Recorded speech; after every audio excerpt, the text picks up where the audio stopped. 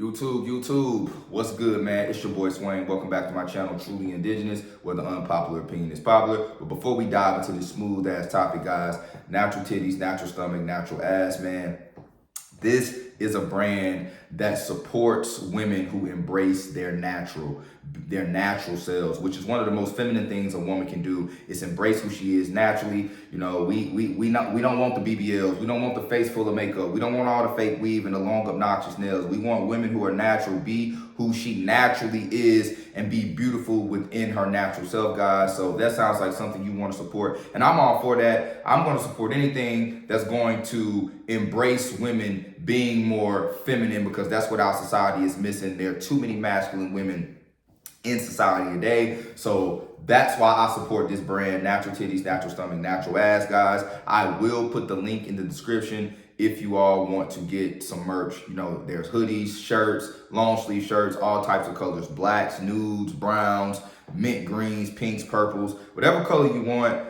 They pretty much can get the product made for you guys. So if that's something you're into, like I said, the link will be in the description. So now that that is out of the way, let's dive into this smooth ass topic.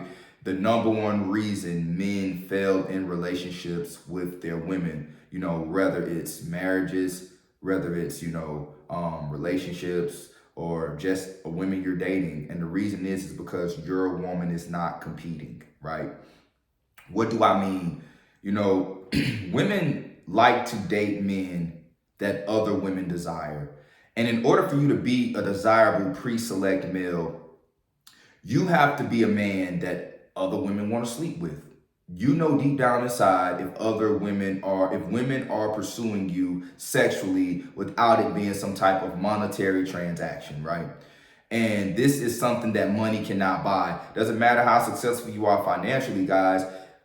Do you have the sex appeal to attract women? Are you suave enough to be the type of guy that other women want to be with sexually, guys? I told you that's how men compete. Fighting, fucking, and finances, guys, is very, very important that as a man, you understand that that is how we become valuable in society. Now, I'm not saying that you can be handsome and be broke. If I cough a little bit through these videos, guys, excuse me. I live in Atlanta. The weather's crazy. It'll get you sick like that. So right now I got a little cough I'm dealing with, but we're going to get through this video. But what I'm saying is you want to have all of those components. You don't want to be a guy with a lot of money and you're not handsome, because then the desire is not genuine. And you don't want to be a guy that's handsome but broke, because now you cannot do anything with these women who you are attracting because you're too broke to enjoy life, right? So what I am saying is that, guys, when you are a man who is desirable, your woman is going to understand that and she will compete. And when you have women competing, you're typically a guy with options, which is why you have no hesitation to walk out of that door if you decide, or if you see that that woman is crossing the boundaries that you have set. And this is the mistake that a lot of men make. They allow their women to get too comfortable. You know, growing up, I would watch my dad interact with my mom. My parents are still married, by the way. They're going on 32 years of marriage. Like I said, guys, I've lived in a two-parent household. I watched my parents in a marriage, and I've seen how they interacted. And one of the things that I will say that I think my father dropped the ball on, and this is no shame towards my dad. Great father, great husband, just a great man, period. And if I even be half the man he is, I will have a great life. But one thing, though, that my dad did do, and I'm gonna be candid with y'all on this channel, because in order for us to grow, we gotta be real. Everybody's human, we all make mistakes. But one thing that my dad dropped the ball on was that he would always tell my mom, "You're the only woman that can talk to me this way or a certain way. You're the only woman who I'll tolerate BS from. You're the only woman who, and whatever," right? He would just let her basically know that she's the only woman that he'll tolerate things from, guys. And I'm telling you right now that that is one of the biggest mistakes you can fucking make in a relationship with a woman, because guess what? The boundaries you have set all of a sudden disappear, because she knows that you love her that much so she can do anything. And these are typically the type of mindsets that allow men to take a woman back after she's cheated on him, which is like the worst thing a woman can do is cheat on you. And the even worse thing is for you to take her back. Once a woman cheats on you, when you all have established a situation where you all are dating exclusively, you can never take that bitch back. You can never take her back, guys. She'll never respect you. She's already crossed the boundaries. And if you take her back, she'll be way too comfortable in that relationship, guys. And the best thing for you to do at that point is to let her go. I don't care how much you love her, how much you care about her. This is why I say that men have to have a sense of detachment, because this is the only way you're going to be able to really stand 10 toes down on your boundaries. And the reason men are lackadaisical with their boundaries with women is because they're too emotionally invested in them and they love them too much so they will tolerate disrespect. There is nothing alpha about that. And when women know that you're that type of guy, she's no longer competing. Women want to be with men that other women desire sexually. This is facts. And I'm not saying that she wants the man that's sleeping with all of his options, but she certainly wants a man that has options. And I've talked about this before. This is why you go to the club and you'll see 2 or 3 guys in a section and it's 40 women in that section. The man to woman ratio is crazy in those type of environments because you have a large group of women wanting a small percentage of men. And this is facts. And this is why it's harder for women to find a replacement than it is for a man to. Because a woman is a 21-year-old chick. A woman turns 21 every day. But how often are you able to find a man that's handsome, successful, that's alpha, that's masculine, and who actually wants you? Those type of men are hard to replace. So this is why you have a large group of women chasing after that same caliber of guy. And this is why and there's another reason. You ever heard women say we don't get dressed for men? We get dressed to outdo the other woman. They want to outdo the other woman because they want to attract the attention of that small percentage of the high value men that they all are going after. Even women compete amongst each other, which is why as a man, you definitely have to compete. If you're competing, your woman is not going to have no choice but to compete, because as you compete as a man, as you improve, as you get better, you're going to have and create more options for yourself, and your woman is going to see that, right? Another mistake that I made when I was dating, when I was younger, that caused me to fail in relationships, and I'm sure a lot of you guys may be able to relate, is telling women that they're the only one I'm talking to. You ever been in the dating phase and you all are dating and may have went out on a couple dates and then the woman say, so what are we doing? Are you only talking to me? The worst thing you can do is say yes. Let that woman know, hey, we just dating right now. I do see other women. You understand what I'm saying? But if we decide to get more serious, we'll cross that line when we get there. Let her know that she has competition. Because if she knows that she doesn't have competition, then she's not going to bring her best when she interacts with you. I want you to think about dating women like a job interview. When you go on a job interview, you usually put on your best. You usually try to answer questions as best as you can and be the best version of yourself, because you're selling yourself to that company so that you can be an employee. It's the same way with women. If she doesn't have a reason to put on her best, you're not going to get the most feminine version of her. You're going to get just a half-ass lackadaisical chick, and eventually, guess what? She's going to lose attraction to you. She's going to lose that desire. She will no longer view you as alpha, if she ever even did view you as alpha. And so many men do not understand the reason why they are hostage within their own relationships with women is because they put themselves in that situation. You've pedestalized her so much till you forgot who you were. You don't have a purpose. You don't have a grind. You aren't getting in shape. You aren't going out. If you're in a relationship, it doesn't mean that you stop being who you were before you got in that relationship. Don't be one of those guys that be like, I can't hang out with the bros because the wife don't want me to. Fuck that. Look, baby, I'm going out with my bros. I'll be back later. You can't give a fuck how much she bitch, whine, and complain. And a lot of the times, this is just a shit test to see if you are man enough to disregard her bitching. If you can disregard her bitching, she'll know you're a man enough to stand 10 toes down on what you believe in. That's assertiveness, and that's what makes women feel comfortable. Women want to be with men who don't mind being in awkward situations, who are assertive enough to handle situations, and also men who do not mind hurting their feelings. But if you are a guy who pedestalizes your woman too much, you'll never hurt her feelings, which means that she'll end up dictating the relationship. And this is why a lot of guys fail. I mean, you basically have to treat your woman like you still dating her, even if you marry her.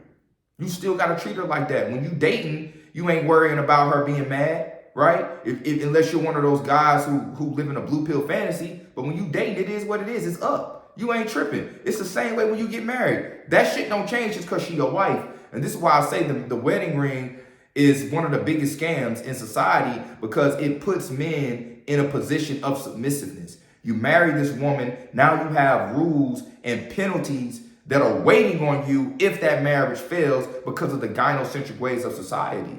So now you want pins and needles in the relationship, so she ends up being the one with the dick. You're not going out, you ain't going to the gym, you not handling business the way you should, you're afraid to say certain things because you don't want to piss her off. Fuck that. Fuck that. Excuse me. I let all the women I date know that I talk to other girls. They know it. I don't hide that shit.